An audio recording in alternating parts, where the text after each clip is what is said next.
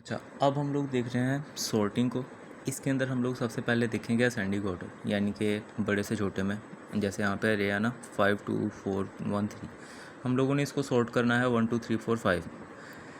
फिर से इसके अंदर हम लोग एक बार देख लेते हैं स्वैपिंग का फंक्शन, जो कि हमने पहले भी बनाया था। इसके अंदर हमने क्या किया था कि एक एक्स्ट्रा वेरिएबल बना लिया था टेम्प का, जिसके अंदर एक कोई वैल्यू हमने भेजी नहीं थी। फिर टेम्प के अंदर हमने स्टोर कर दी थी अपनी पहली वैल्यू एक्स की। फिर हमने क्या किया था, एक्स को ओवरराइड कर दिया था वाई से, और फिर वाई को हमने ओवरराइड कर दिया था एक्स से, और हमारी वैल्यूज़ हो गई थी स्वैप। इसको मैं दोबारा डीप में नहीं समझा रहा, पहली वाली वीडियो से समझ आ जाएगी। तो इसमें हमने क्या किया है, दो लूप्स लगाई हैं। सबसे पहले तो हमने किया, एक बना ली अपनी एरे, उसके अंदर हमने अनसॉर्टेड वैल्यूज़ भेज दी। उसके बाद हमने उसका साइज़ निकाल लिया, केजी साइज़ है हमारे पास 5। अब इसके अंदर भी लगेंगी दो लूप्स, क्योंकि हमने इसको सॉर्ट करना है। तो सबसे पहले हम लोग लगाएंगे आई को, सिंपल जैसे नॉर्मल लगाते हैं हम प्रिंट करने के लिए। Int i is equal to 0। I कब तक चलेगा, जब तक वो साइज़ के इक्वल है, यानी 5 तक, और आई प्लस प्लस होगा। अब दूसरा पार्ट ये है कि फॉर लूप जो नेस्टेड लूप चलेगी वो है j is equal to i plus 1। अब इसमें क्या हो रहा है कि देखो, हमने सबसे पहले लूप जो स्टार्ट वाली लूप चलेगी हमारी, वो होगी ज़ीरो इंडेक्स पे, जब आई होगा ज़ीरो के इक्वल। तो हम लोगों ने कंपेयर करना है इस वैल्यू पे सारी वैल्यूज़ को, यानी कि ज़ीरो वाली इंडेक्स को देखना है कि अगर इसके बाद आने वाली इससे बड़ी है तो स्वैप हो जाएगा, अगर उसके बाद वाली बड़ी है तो फिर स्वैप हो जाएगा। इस तरह हमने करना होता है।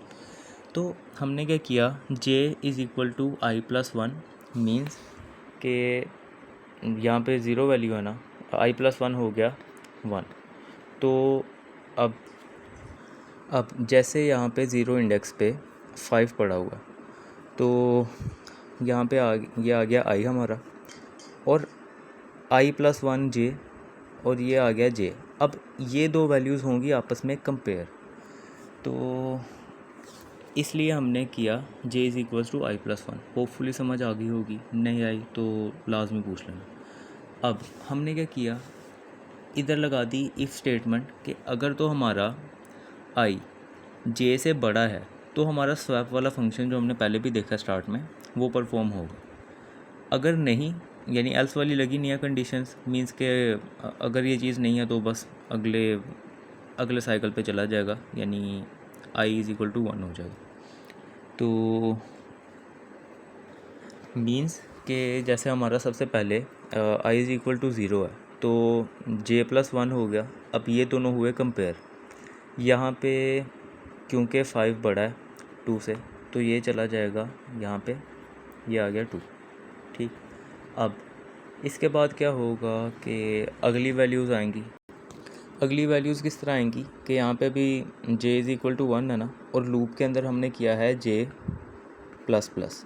ठीक, तो जब एक साइकिल कंप्लीट हो गया हमारा ये वाला, तो उसके बाद हमारा j की वैल्यू हो जाएगी 2।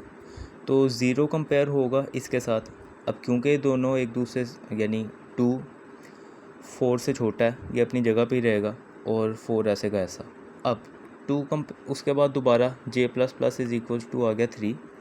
अब क्योंकि 3 इंडेक्स पे 1 पड़ा हुआ है और ये इससे बड़ा है, तो फिर ये हो जाएंगे दोबारा स्वैप, यानी ये इधर चला गया और ये वाली वैल्यू आ गई यहाँ पे।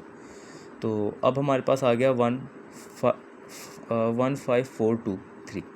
इसी तरह करके सारे का सारा साइकिल चलेगा और हमारी अरे सॉर्ट हो जाएगी।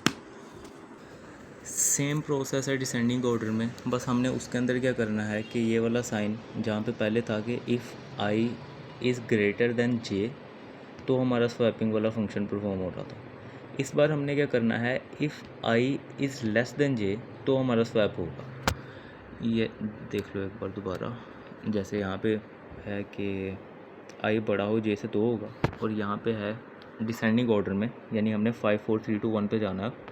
तो हमारा ये है कि आई बड़ा हो जे से। तो इसमें ये होगा कि ये दोनों वैल्यूज़ आपस में कंपेयर होंगी, अगर तो आई की वैल्यू जे से छोटी है, एक मिनट, हाँ, अगर तो आई की वैल्यू जे से छोटी है ना तो स्वैपिंग होगी। अब जैसे यहाँ पे 5 पड़ा हुआ है और ये 2 है, तो क्योंकि ये क्या कहते हैं, यहाँ पे आई जे से छोटा नहीं है तो स्वैपिंग नहीं होगी।